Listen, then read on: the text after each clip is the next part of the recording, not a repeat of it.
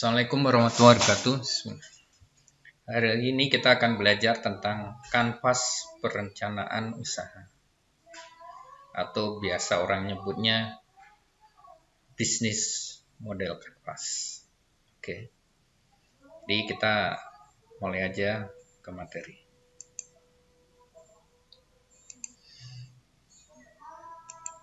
Oke.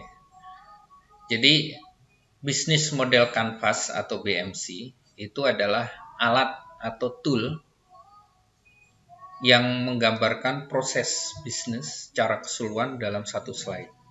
Jadi ini adalah memudahkan kita dalam membuat perencanaan usaha.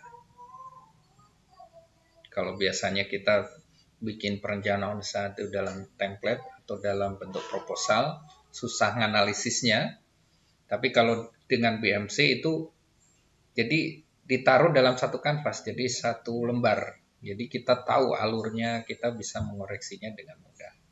BMC ini dikembangkan oleh Alexander Osterwelder yang terdiri dari 9 elemen yang saling berhubungan.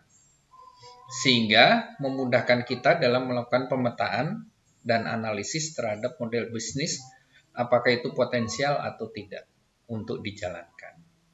Nah, BMC ini udah banyak yang menggunakan, perusahaan-perusahaan besar seperti IBM, Ericsson, Apple, Google, dan Skype. Itu mereka udah menggunakan model BMC ini, model kanvas ini untuk perencanaan bisnisnya.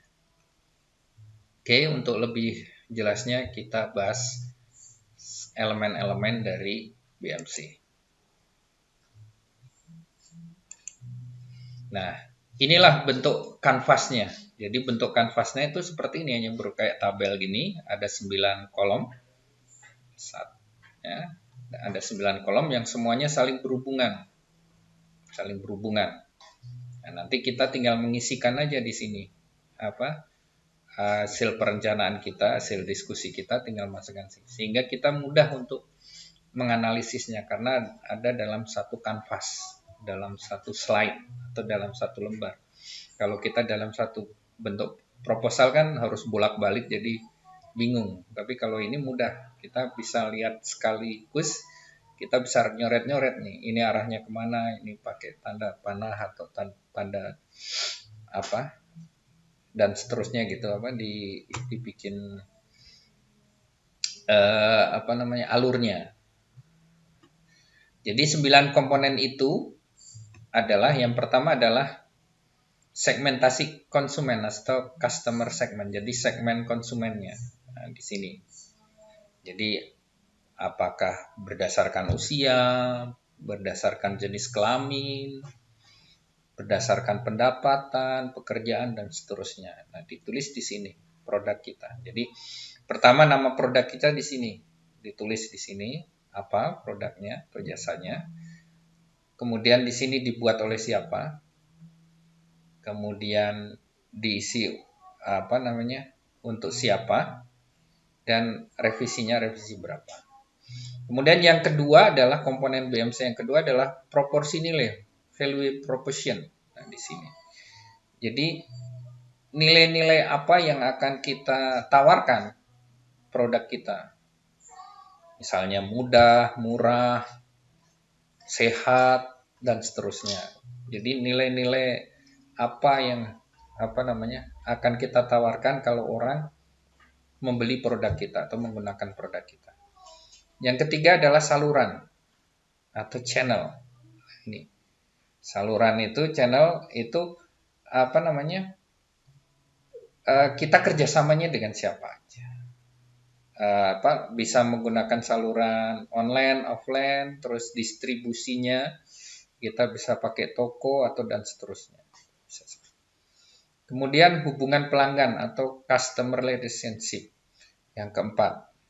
Jadi kita harus juga menjaga hubungan kita pelanggan. Jadi ibaratnya untuk supaya pelanggan puas. Jadi kita harus jaga itu. Caranya banyak, bisa kita kasih promo, kita kasih apa supaya mereka tetap ingat terhadap produk kita. Nanti di sini kita tuliskan. Kemudian aliran pendapatan, revenue stream. Nah, di sini. Jadi apa namanya?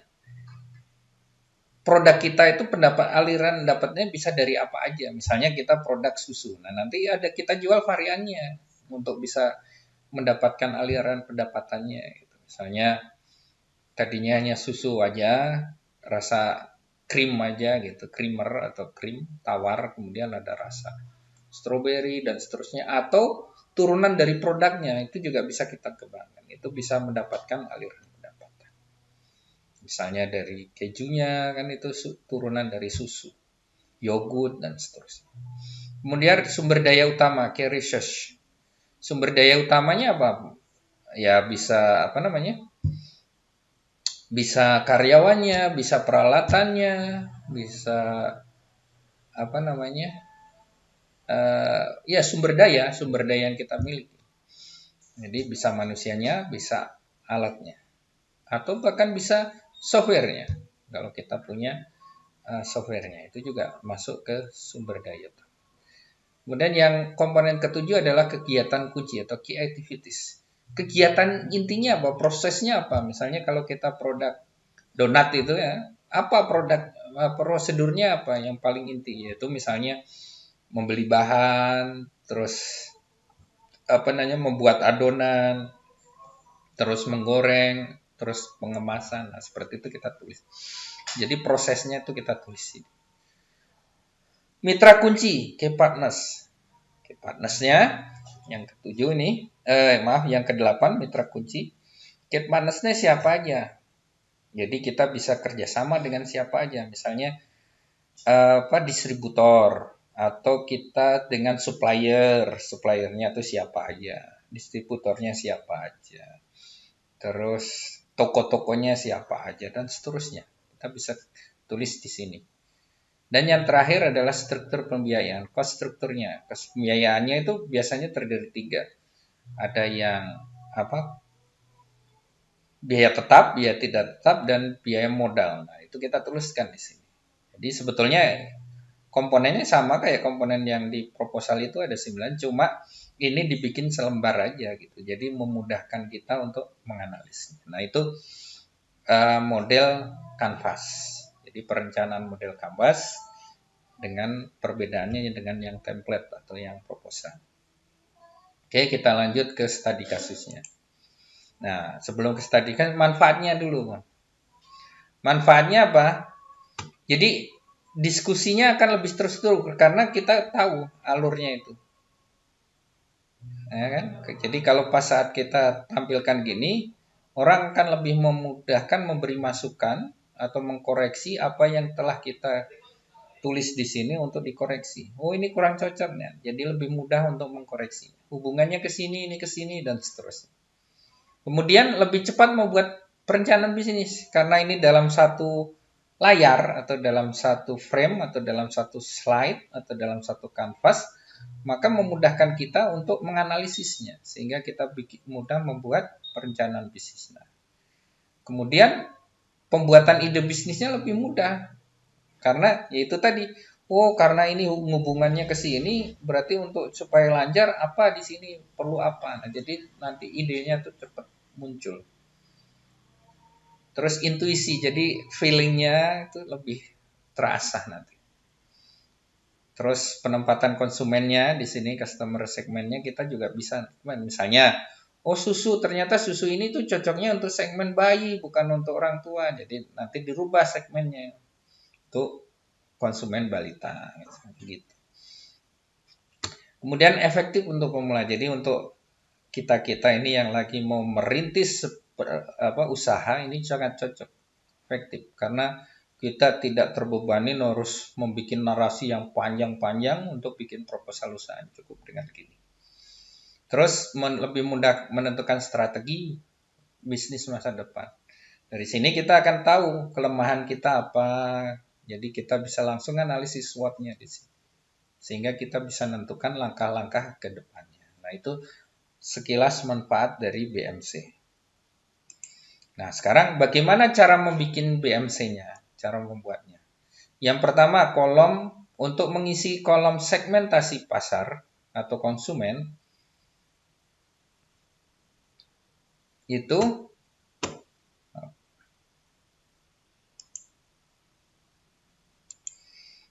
untuk mengisi segmentasi konsumen atau customer segment itu ada 3 hal yang harus diperhatikan. Yang pertama adalah dimensi segmennya. Itu meliputi apakah tunggal atau banyak market. Maksudnya tunggal itu gini. Ini hanya khusus untuk misalnya kita produk baju cowok. Oh, ini hanya khusus cowok aja, baju cowok. Jadi itu single. Beda kalau kita bikin untuk topi. Oh, ternyata topi ini bisa untuk cewek dan cowok. Nah, itu namanya multi site. Jadi pasarnya beda. Peruntukannya beda. Gitu harus kita itu. Jangan misalnya kita bikin yang untuk cewek tapi dijualnya untuk cowok, kan nggak cocok. Nah, seperti itu. Karakteristik konsumen. Jadi kita harus tahu karakteristik konsumennya. Mulai dari usianya, hobinya, terus penghasilan, pendidikan, dan sebagainya. Kita harus paham betul itu. Dan yang terakhir adalah kebutuhan konsumen. Apa yang dibutuhkan. Caranya gimana? Kita bisa survei. Yang paling gampang itu melakukan survei. Nah itu untuk mengisi segmentasi konsumen ada 3 hal yang harus kita perhatikan. Yang pertama adalah segmennya, dimensinya, apakah single market atau multi market. Kemudian kalau karakteristiknya itu berdasarkan hobi, jenis kelamin, dan seterusnya. Masalah atau kebutuhan dari konsumen, needs-nya. Itu kita harus melakukan survei. Kemudian untuk mengisi kolom proporsi nilai, value proposition, itu ada 2 hal yang diperhatikan, yaitu value dan offering. Value itu nilai yang diperlukan oleh konsumen, misalnya kebaruan, kinerjanya, customnya, terus dapat membantu menyelesaikan masalah enggak. Kemudian desainnya, mereknya, harga, terus cost-nya, resikonya, kemudahannya, dan kenyamanan. Nah, itu nilai-nilai yang akan dicari oleh konsumen. Apa yang didapatkan oleh konsumen itu harus kita tawarkan tuh yang apanya gitu. Misalnya kalau kita jual baju, biasanya desainnya yang kita jual atau mereknya juga kan. Seperti itu. Kemudian offering itu adalah produk yang ditawarkan. Jadi produk apa aja yang kita tawarkan.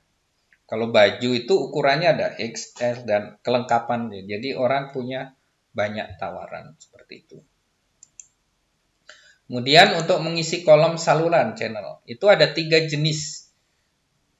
Yaitu 3 jenis saluran, ada media komunikasi, ada pemasaran, dan distribusi. Kalau bentuknya bisa berupa brosur, media sosial, online, dan seterusnya. Nah, itu bentuknya. Kalau jenisnya media komunikasi, terus pemasaran, dan distribusi. Kemudian untuk kolom hubungan dengan pelanggan atau customer relationship, itu ada 6 yang harus kita perhatikan. Pertama adalah personal assistant-nya. Jadi kita harus punya call center, jadi lebih personal. Jadi kita ngubungin ke pelanggan itu lebih personal. Jadi kita punya call center, punya email, punya media sosial, dan sebagainya. Sehingga pelanggan itu bisa menghubungin secara personal. Jadi kita bisa balas secara personal. Kemudian dedicated personal assistant. Jadi kita atau perusahaan itu menunjuk wakil perusahaan untuk menyediakan pelayanan bagi pelanggan tertentu. Misalnya gini, kita nunjuk IO untuk menanganin masalah apa gitu. Jadi kita ada di subkontrakan. Kemudian self service. Jadi konsumen melayani di sini nih ya, contohnya itu kayak di supermarket itu kan mencari sendiri ya. Begitu udah beres dia tinggal bayar. Nah, itu self service. Atau you all can eat. Jadi apa itu yang model makan prasmanan itu kan dia ngambil sendiri itu. Terakhir dia masuk itu. Nah, itu modelnya self service. Atau automated service, yaitu jadi perusahaan menawarkan berbagai kebutuhan penting yang diproses secara otomatis. Jadi misalnya gini, diproses jadi Anda mungkin pernah ke bandara atau ke apa itu kan ada Coca-Cola yang ditaruh di apa? Ditaruh di lemari kaca itu kan, Anda tinggal masukin uang terus tinggal pilih yang mana nanti. Nah, itu secara otomatis diprosesnya. Communities itu membentuk komunitas, bisa online, bisa offline. Jadi bisa bikin grup WA, terus bikin apa namanya? Ya kelompok-kelompok pelanggan, grup-grup pelanggan. Kita bikin komunitas. Misalnya kalau yang suka naik bus itu ada bus mania, nah, itu kan seperti itu. Jadi bikin komunitasnya. Kemudian co-creation, pola hubungan di mana pelanggan dilibatkan untuk menciptakan produk. Jadi contohnya ini YouTube. Nah, YouTube itu kan dia hanya ngasih tempatnya aja.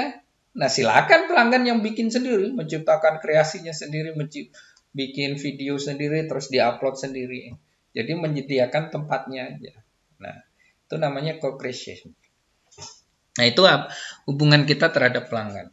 Kemudian kolom berikutnya adalah aliran pendapatan, revenue stream.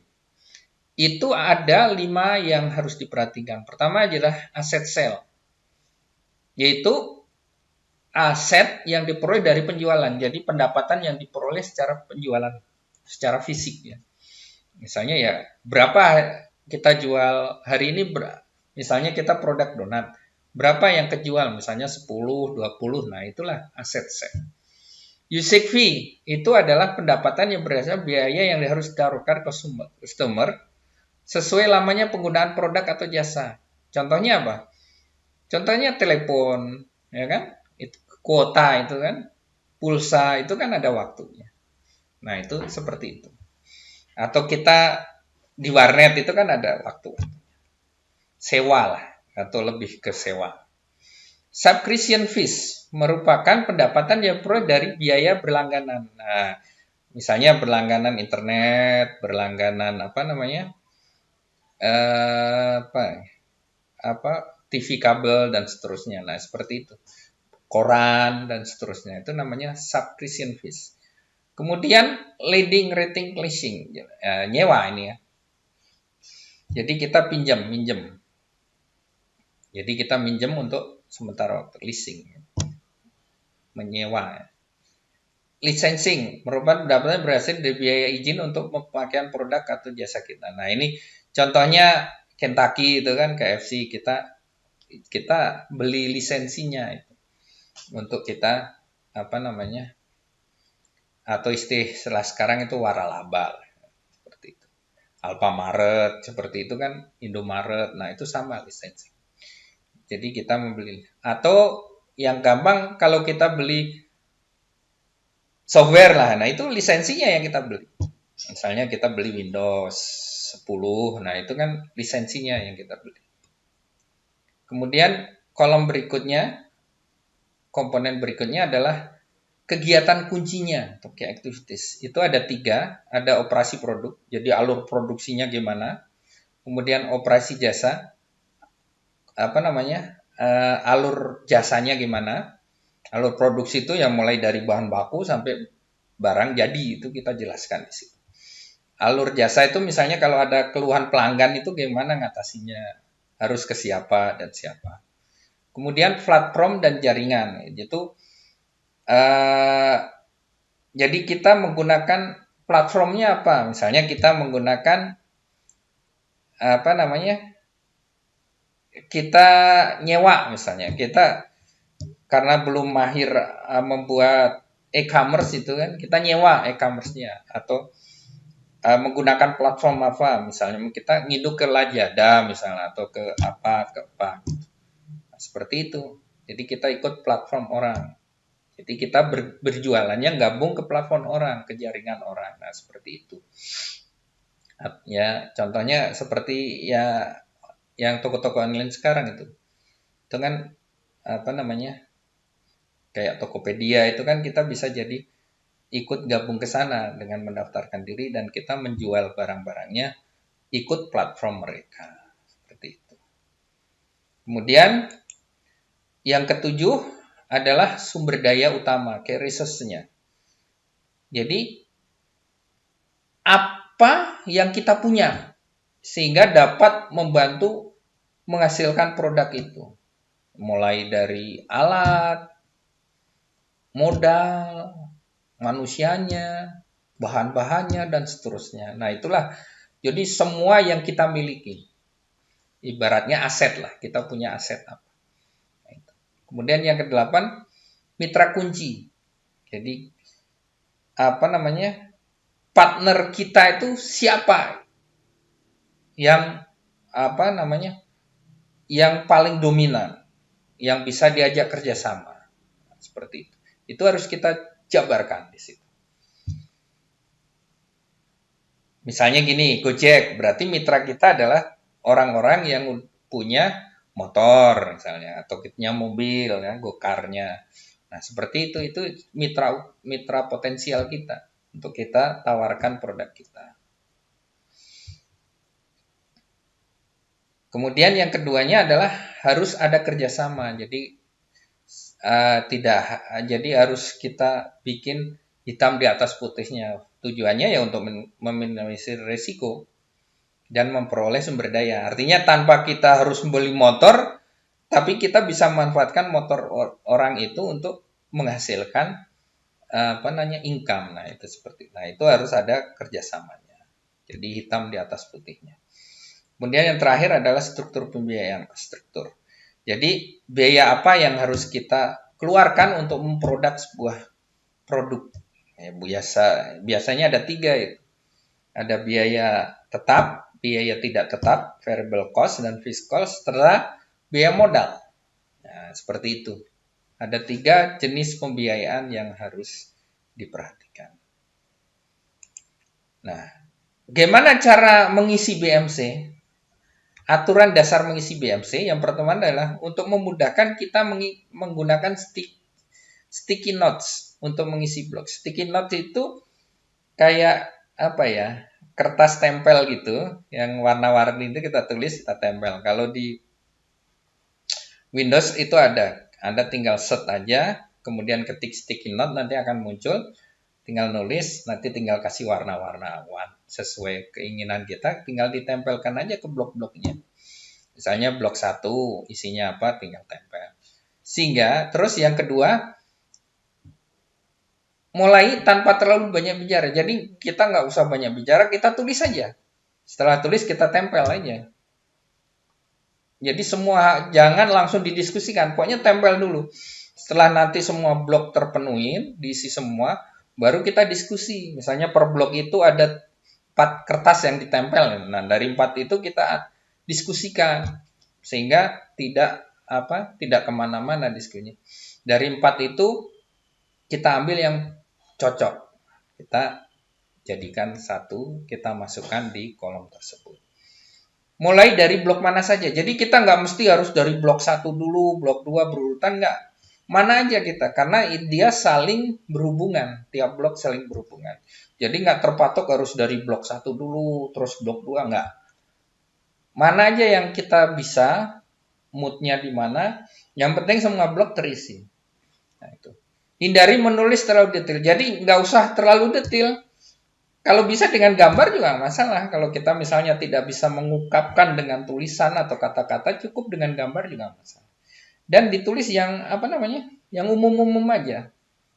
Jadi nggak usah detail. Misalnya gini, untuk menjelaskan daerah itu kan, nggak usah dijelaskan desa A RT-nya sekian, itu nggak usah, cukup misalnya wilayah desa. Jadi artinya itu misalnya desa A, cukup tulis desa A, nggak usah sampai RT RW nomor rumah, nggak usah. Nah, cukup. Jadi begitu kita tahu desa A, oh desa ini. Simple tapi tepat. Jadi kita ya itu tadi nggak usah terlalu lebay lah istilahnya, nggak usah terlalu jelimet lah. Yang sederhana aja, yang sederhana tapi mengena gitu. Ya kayak contohnya kayak tadi.